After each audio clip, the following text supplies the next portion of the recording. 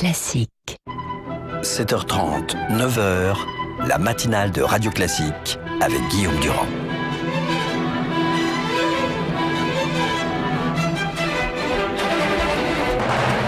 L'invité politique sur Radio Classique et LCI.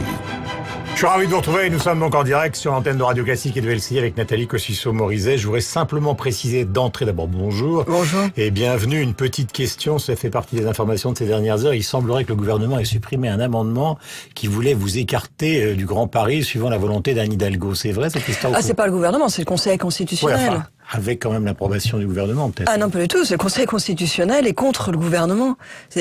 Les socialistes, et menés par la maire de Paris, ont voulu faire quelque chose qui en démocratie est insensé et sanctionné, et l'a été, qui a été de chercher par la loi, en fait, à écarter la concurrence politique. Ils ont cherché par la loi à m'écarter du Grand Paris.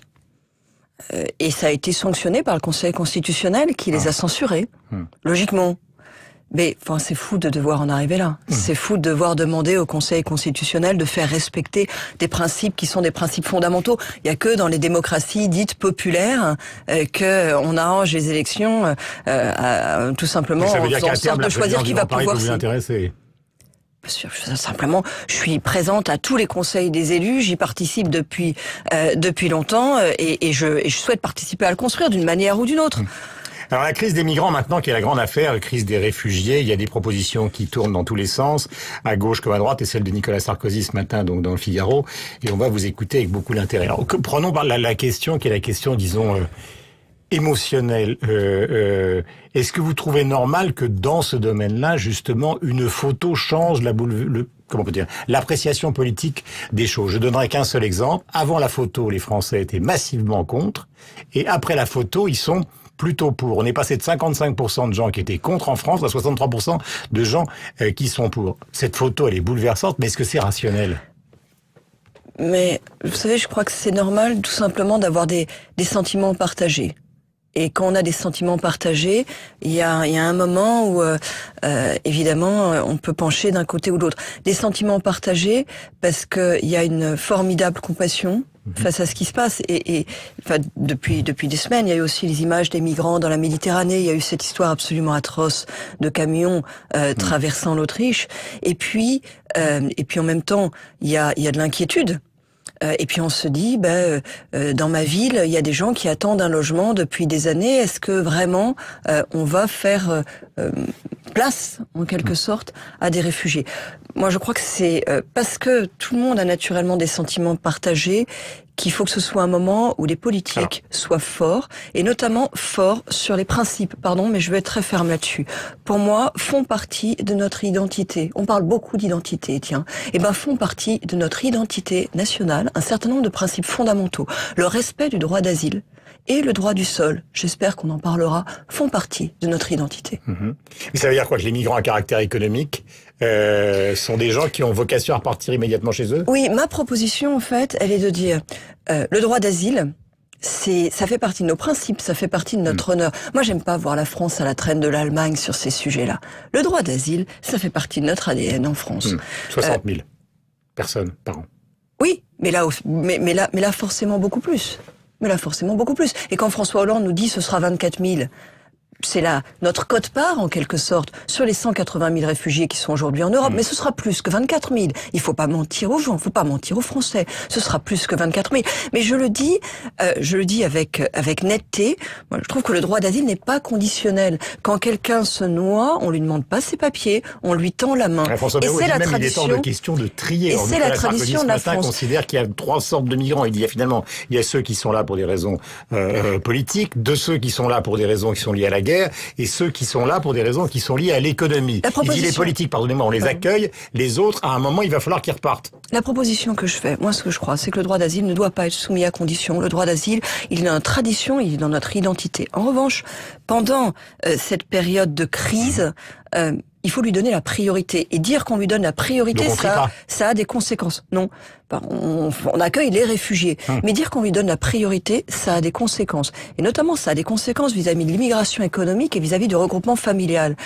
Je pense que pendant cette période, il faut restreindre fortement l'immigration économique et qu'il faut restreindre le regroupement familial qui aujourd'hui, de toute façon, prend la moitié de l'immigration annuelle, ce qui est proportionnellement beaucoup. Non mais attendez, soyons précis. Mais justement, c'est ce que je souhaiterais. On accueille des métiers au titre d'un certain nombre de priorités, de métiers tendus. On cherche des informaticiens, on cherche... Bon, écoutez, les Syriens, ils sont largement formés. Ils vont être là comme réfugiés. Ça veut dire que on les accueille eux. Et du coup, au titre de l'immigration économique sur ce genre de métier, on va prendre personne d'autre, c'est normal, on donne la priorité au droit d'asile. Deuxième exemple, sur le regroupement familial, on a des conditions aujourd'hui de regroupement familial qui sont plus favorables que certains pays européens. Si on veut rentrer dans le détail, pour bénéficier d'un regroupement familial, il faut pouvoir démontrer qu'on a, sur une période de 12 mois en moyenne, plus d'un SMIC mensuel pour la personne qui demande le regroupement familial.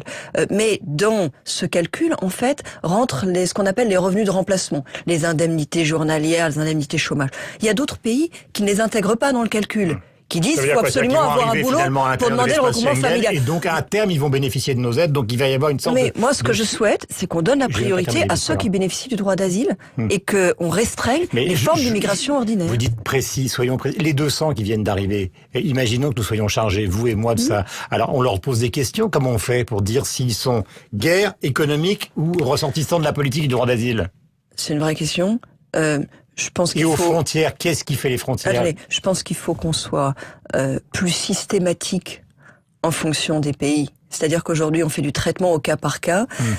En théorie, il y a une liste des pays qu'on appelle sûrs, c'est-à-dire les pays à partir desquels, normalement, on n'a pas vocation à demander le droit d'asile. Mais d'abord, cette liste n'est pas la même dans tous les pays de l'Union européenne, ce qui est quand même bizarre. Et puis, en fait, le gouvernement a encore renforcé les possibilités de recours pour les gens issus de pays sûrs. Donc, ça veut dire qu'aujourd'hui, même si vous êtes d'un pays sûr, vous pouvez quand même demander l'asile, faire des recours. Je pense qu'il faut rendre les choses un petit peu plus systématiques. Présumons qu'aujourd'hui, une famille qui fuit la Syrie, elle fuit la guerre. Présumons. Oui, mais je pense qu'il faut rendre les choses un petit peu mais systématiques. Sur la question que vous posez, sur la question que vous posez aux portes de l'Europe, moi, ce que je crois, c'est qu'il faut qu'on ait des genres d'Ellis Island aux portes de l'Europe. Vous savez, Ellis Island, c'était cet endroit où on arrivait quand on émigrait aux États-Unis, du temps d'ailleurs où c'était surtout des Européens qui émigraient aux États-Unis. C'est un peu la proposition de Nicolas Sarkozy. Sur aux portes de l'Europe, il y aurait des sortes de centres où on trierait les gens. Il faut pouvoir faire la différence très nette entre les migrants et les réfugiés. Après, est-ce qu'on peut les faire vraiment sur les territoires extérieurs? Ça, c'est la position de Nicolas Sarkozy. Quand c'est possible, formidable. Il y a peut-être des endroits où ce sera moins simple.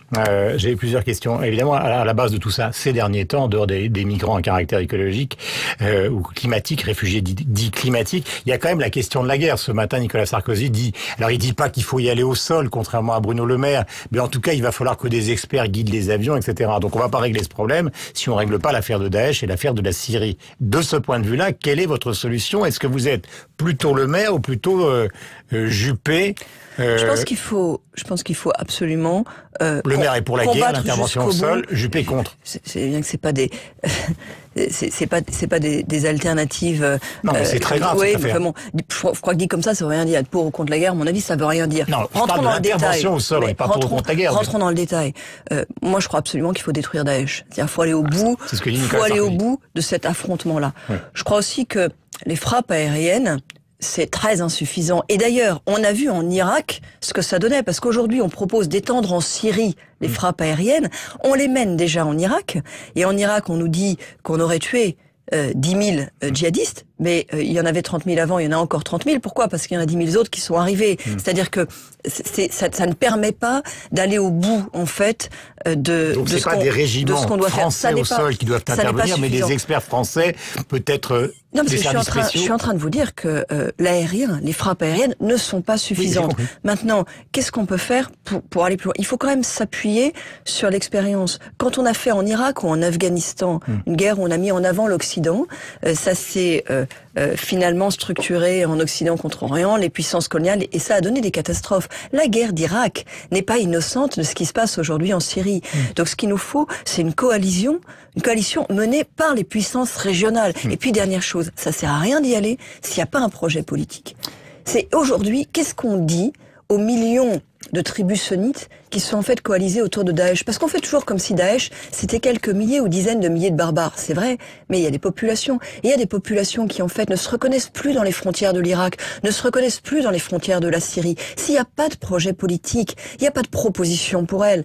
Les pays, les frontières d'aujourd'hui... J'ai deux dernières questions et nous sommes pratiquement au terme de notre entretien. Pardon de vous interrompre. La primaire, vous y songez? Ça, c'est assez simple d'y répondre. Bon, j'ai toujours dit que c'était un sujet pour 2016, donc on pouvait éviter la question et continuer sur la guerre. Voilà. D'autres questions concernent la COP21. C'est le début, comment peut-on dire, symbolique aujourd'hui. Est-ce qu'on va vers l'échec ou pas? Vous avez été ministre de l'écologie. C'est des négociations qui sont très difficiles. Moi, je prône un pessimisme actif. C'est-à-dire que c'est très difficile de mettre tout le monde d'accord. Je suis pas sûr que le gouvernement ait la meilleure méthode avec cette espèce de duopole entre Laurent Fabius et Ségolène Royal. Moi, je pense qu'il faut qu'il y ait un seul négociateur, une seule tête. C'est déjà suffisamment compliqué dans des négociations comme ça.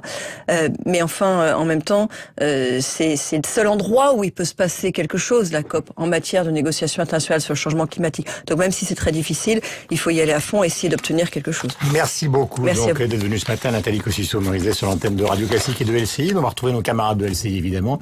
Et Sophie Paolini sur celle de Radio Classique. Bonne journée donc. 3 jours plus